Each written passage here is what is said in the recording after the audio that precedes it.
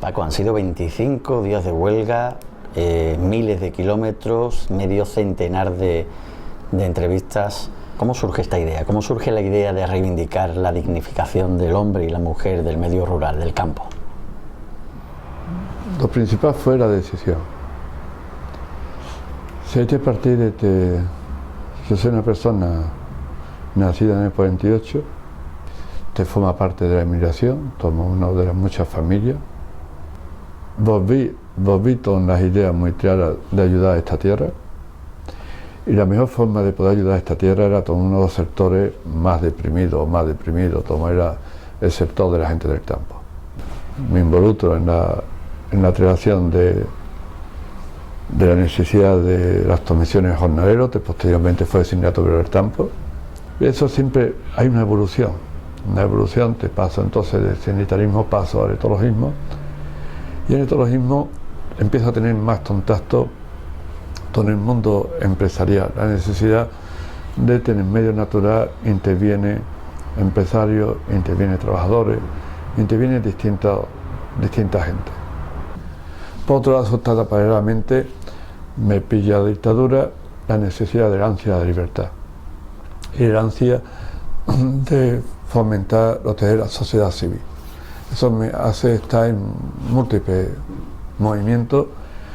Bueno, que gracias a un esfuerzo de mucha gente tenemos todo el proceso de los últimos 30 años, donde se ha cambiado nuestra realidad, pero reconociendo eso y aceptando, empieza a haber otra vez contradicciones en mí, y es ese sueño que tanto aspiraba desde niño se ha frustrado, a que se había luchado contra las desigualdades, contra la pobreza, por mayores libertades, etcétera. Nos encontramos que la desigualdad aumenta, que la pobreza cada día es más realidad, que el sistema democrático es un sistema que no está dando respuesta a cuestiones que tú tanto deseas, como es una de valores, de ética. Te encuentras toda una corrupción generalizada, transversal, te encuentras toda una administración que no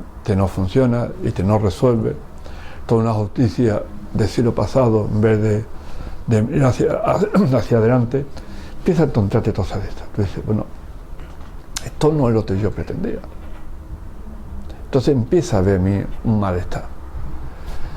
Te me hace una vez más salir el pato trasero reverde, la reverdía. Es decir, una persona que viene de los compromisos de los años 60 y 70 no pueden renunciar a ese sueño, y por tanto necesitamos asumir otra vez esa responsabilidad.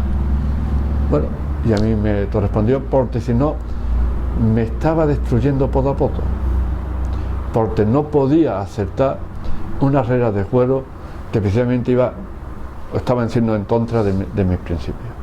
Necesito crear un debate, saborearnos la conciencia de nosotros mismos, aparte de reivindicaciones sobre el sector etológico que fueron muy concretas, pero había una parte que era decir, alguien tiene que decir hasta aquí hemos llegado, porque sí hay un clima de descontento, pero la comunidad nos lleva a ser cómodos y por tanto a decir, bueno, estoy en contra, pero tampoco hago nada. Elijo la huelga de hambre porque eso significa un sacrificio, significa un esfuerzo, no va en contra de nadie. Es un ejército pequeño, pero un gran motivador de conciencia y por tanto un revulsivo. Elijo empezar en una zona, en el corazón del mundo rural, en un sitio pequeño, cuando tenemos una ley de desarrollo del régimen local que precisamente va contra precisamente lo pequeño, por no revalorizar precisamente todo eso.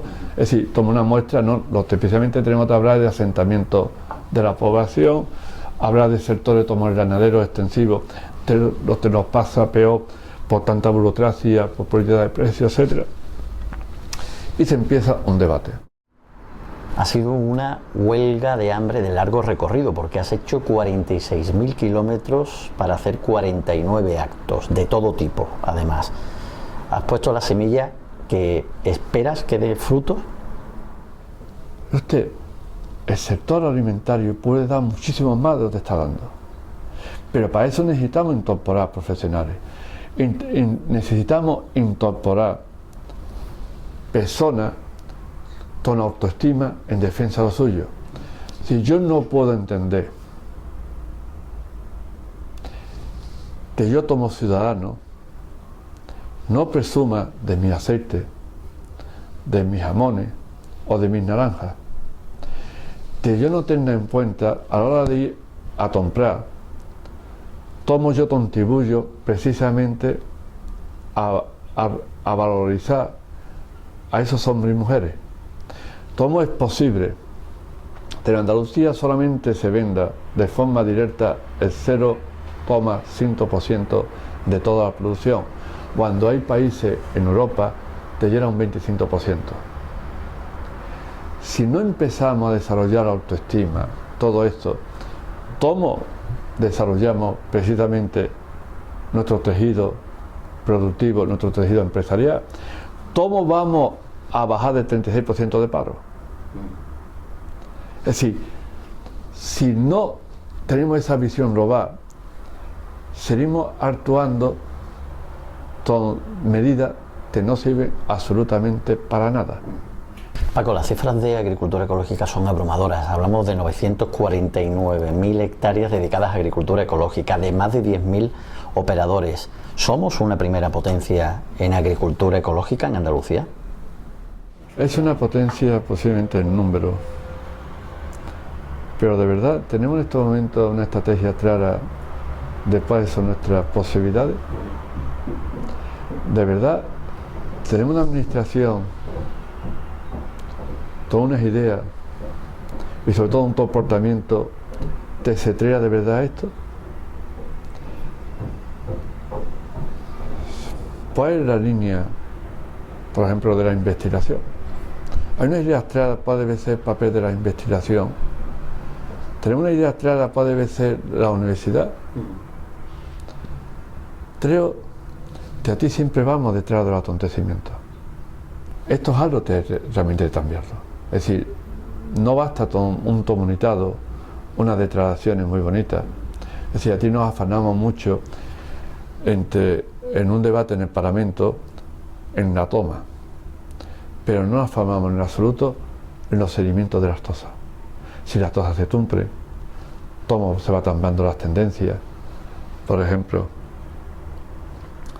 nosotros vendemos muchas fresas etológicas suizas, pero cuando llega el mes de mayo, depende de las temperaturas que se adelante o se retrase, los suizos empiezan a producir su fresa, inmediatamente cierran nuestra venta, porque ellos valoran lo suyo. Es decir, el fomentar precisamente la autoestima no es una tarea prioritaria. ¿Cómo es posible que alemanes y franceses tengan en alta estima el papel del agricultor y aquí en España, en Andalucía, donde somos la primera potencia agrícola y ganadera de toda Europa, no tengamos esa visión de que el agricultor es una persona fundamental en nuestra sociedad? Se voy a explicar de una experiencia en esos días, en Valdepeñas, Ciudad Real, en un debate con varias personas. Estaba una señora alemana, lleva 25 años, se vino a Alemania, vino a estudiar a la Universidad de Granada, porque buscaba en Andalucía lo que en Alemania iba perdiendo. Un mundo rural más vivo, más relaciones humanas. Y me dice, Pato, se casó con un bodeguero de Valdepeñas, por tanto tiene ya una hija nacida aquí. Dice, ahora me pasa al revés, que no te volver de cuando en cuando a Alemania para recuperar lo que a ti se ha perdido. Dice, por ejemplo, la relación entre productores y consumidores. En Alemania, en cualquier ciudad, existen los mercados en las plazas. Aquí eso ha desaparecido. Aquí estamos obsesionados a hacer autovías para ir rápido, olvidándonos de que hay un paisaje, hay unos pueblos. Dice, aquí tenemos autovía, tenéis que ir ahí zona de descanso. Dice, hemos cambiado, dice en Alemania, que somos referentes de Europa, pero en ciertas cuestiones somos muy conservadores, porque conservar lo positivo no es negativo. Paco, has estado reivindicando la dignidad, pero también has estado pidiendo medidas concretas en el tema de la agricultura ecológica. Por ejemplo, somos capaces de nuestros estudiantes teóricamente mejor preparados, teóricamente, por tanto de la ausencia de práctica, vayan para cambiar uno de nuestros grandes déficits, que es el sentido comercial. Nosotros no sabemos vender, o vendemos muy mal comparado a otros. ¿Por qué no ponemos esa legión de esos jóvenes a disposición de las empresas? Esos jóvenes te demuestran a las empresas que contratándolo le va a dar mucho más. Pero claro, no puede ser de una facultad de empresarial y económica de Sevilla solamente el 13% quiere ser empresario. Es decir, ¿qué educación estamos dando? Para eso tiene que cambiar el sentido de la administración. La administración sigue siendo prepotente, pesada, nada ágil. Necesitamos una administración a servicio de la sociedad, una cosa que reivindicamos en todos estos días, una administración que de verdad resuelva en vez de complicar las cosas. Todo eso, es decir, en el sector ganadero hemos hecho un estudio y había 46 normas relacionadas al sector ganadero. Imposible. Imposible. Si la burocracia supera a su actividad profesional. Todo esto no tiene pie ni cabeza. ¿Crees que hay futuro? ¿Tenemos futuro en Andalucía? ¿Tiene futuro la agricultura ecológica? La producción ecológica es un eje estratégico, o debe ser un eje estratégico a todos los niveles. El sector ecológico da un 30% más de puestos de trabajo. Conserva y por tanto no deteriora nuestras aguas, nuestro medio natural. Hoy día el coste principal de la sanidad española son los gastos derivados de la enfermedad de la alimentación.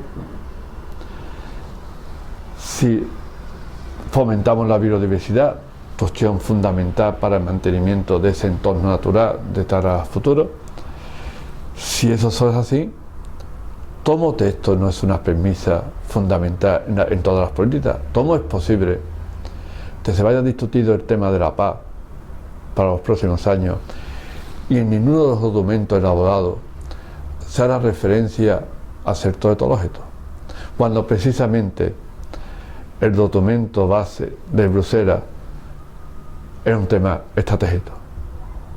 No hay futuro sin la producción ecológica, sin deterioro. No es posible.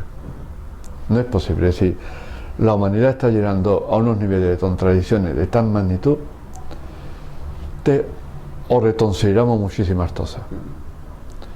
Y de verdad asumimos de que hoy no puede ser antagonito conservación, producción, sino que tiene que convivir, y que a veces los costes indirectos de la sociedad nos suponen mucho más de lo que nos están aportando. Que los recursos son escasos y que debemos de manejarlo desde otro punto de vista.